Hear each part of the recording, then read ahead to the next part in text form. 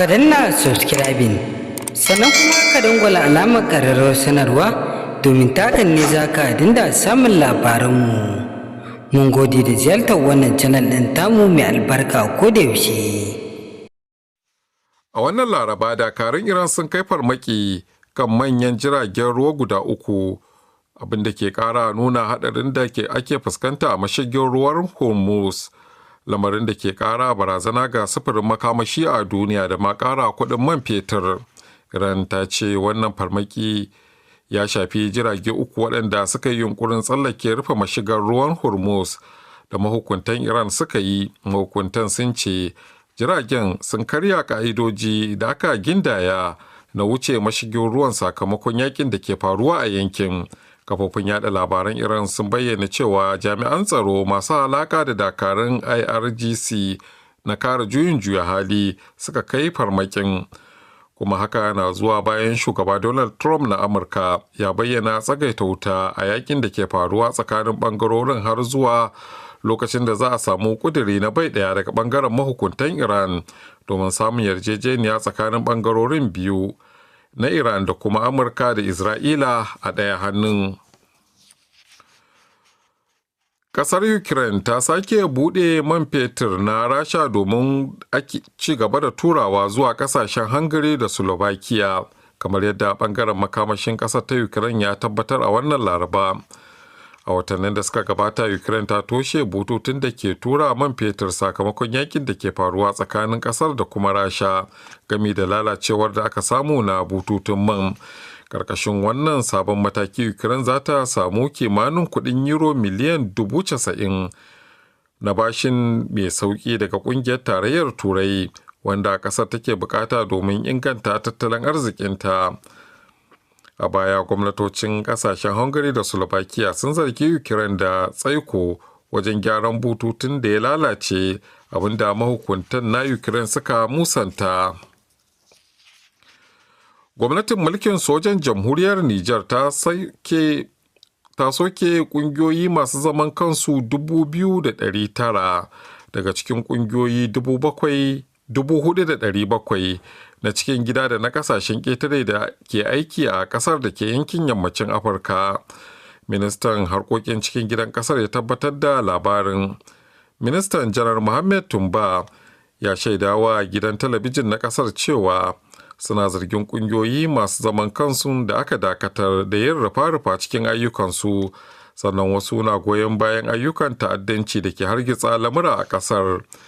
Gwamnatin mulkin sojan ƙarƙashin jagorancin janar Abdurrahman Chani ta kwace madafun ikon ƙasa ta jamhuriyar Nijar a watan Yuli na shekara ta 2023, tare da kulla abota da gwamnatin mulkin soja na ƙasashen Mali da Burkina Faso da ke makwabtaka da ƙasar.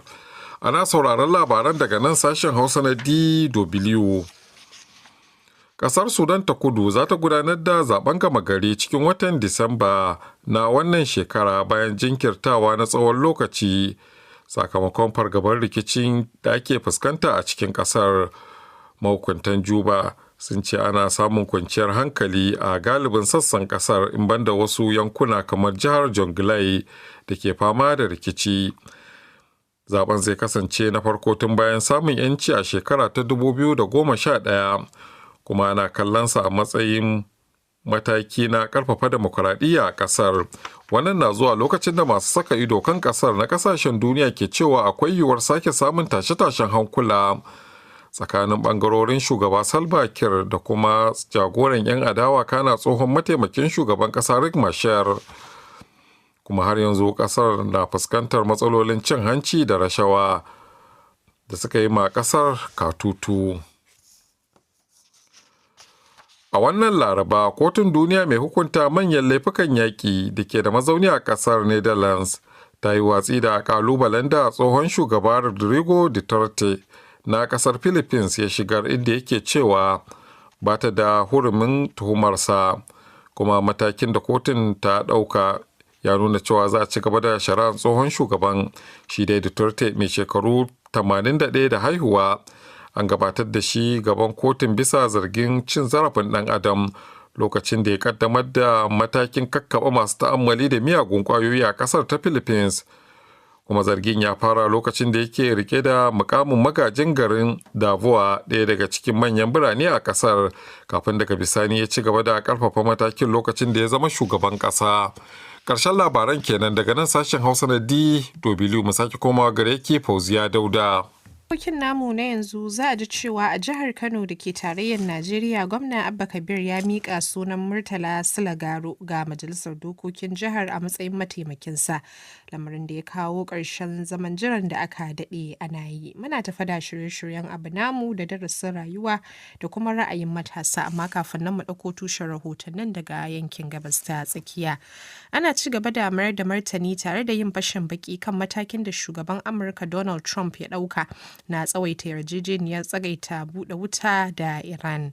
Wakilinmu na yankin gabas ta tsakiya Mahmud Yaya Azare na ɗauke da ƙarin bayani.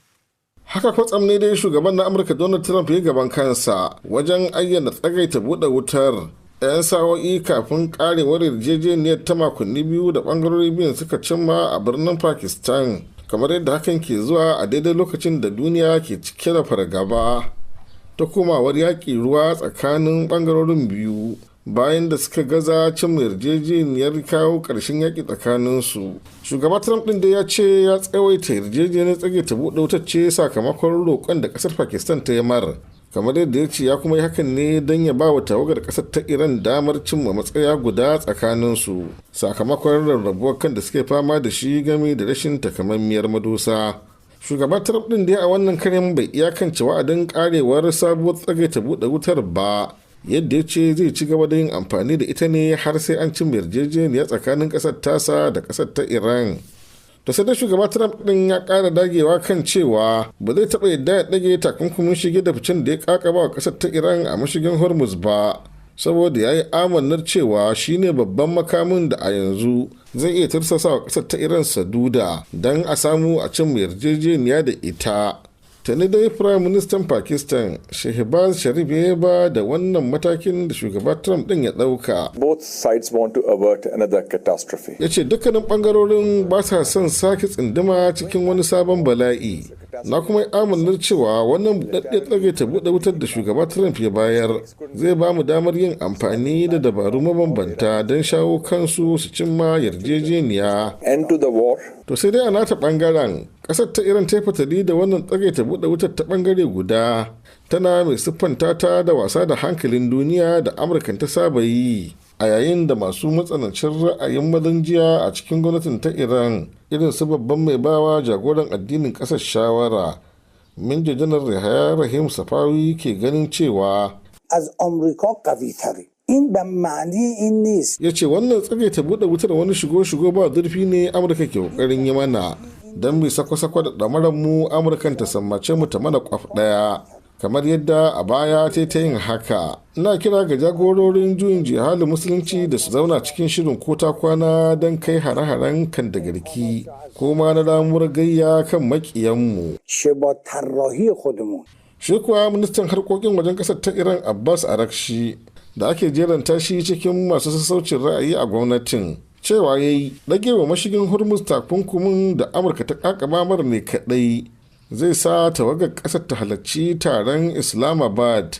Ita kuwa ƙasar China wacce killace Iran ɗin da Amurka ke ci gaba da yi, da take amfani da shi wajen samar da kaso 15 na makamashin da take amfani da shi a ƙasar ta.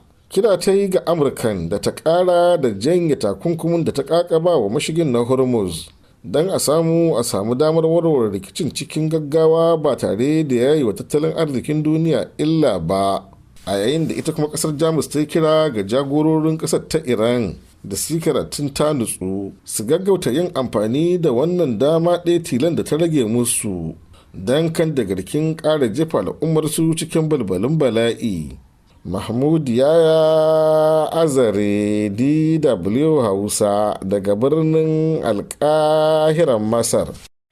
To yanzu kuma sai tarayyar Najeriya inda yayin da shugaban kasar yake shirin sake shiga fage na yakin zaɓe, cire ministan kuɗi a kasar ya janyo kace na ce a halin yanzu.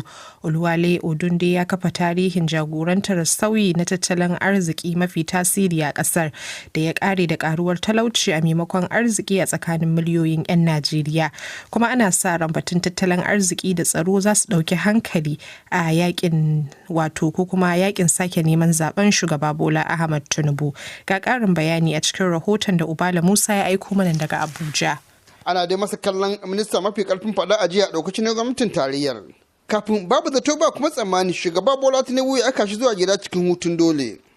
Oluwole Edunde ya jagoranci sauye-sauye mafi tasiri na tattalin arziki a tarihin tarayyar Najeriya a shekaru kusan 3 bisa kujerar ta minista.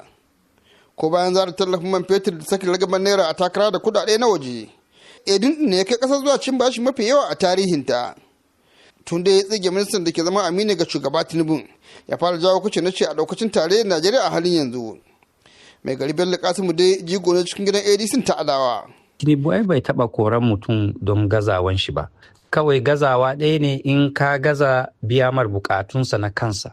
Kuma koran waliyar ba zai canza komai ba, zon zai dauko ko ya dauko wani ne wanda zai ci gaba da kare mar muradunsa. Ba dan Najeriya guda ɗaya wanda kwakwalwarsa take daidai wanda yake tunanin wannan gwamnatin za ta yi abun kirki nan gaba. A takarda ƙarƙashin Edun din, Najeriya ta kalli karuwar da take sama da kaso 400 cikin 100 a kudaden na shiga a matakan mulkin ta uku.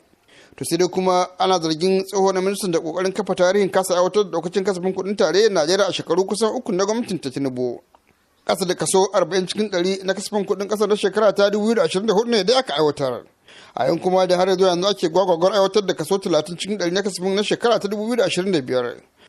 Abun da ya kai ga ministan karin bakin jini har a tsakanin yan uwansa ministoci da ragowar jami'ai na gwamnatin da ke masa kallon kadangaren bakin tulu.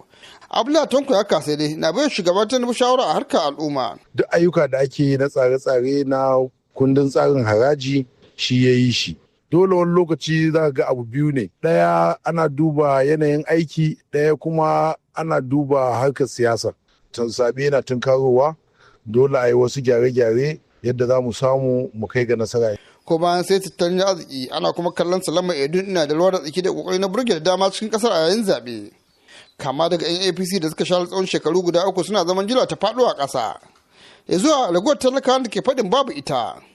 Shekaru 3 da Tinubun dai na cike da karanci na kuɗi cikin ƙasar da ke faɗin tayi kwana. Shugaban dai na shirin shiga yakin neman zaɓe tare da sojojinsu na kishirwa ta kuɗi. A cikin tarayyar Najeriya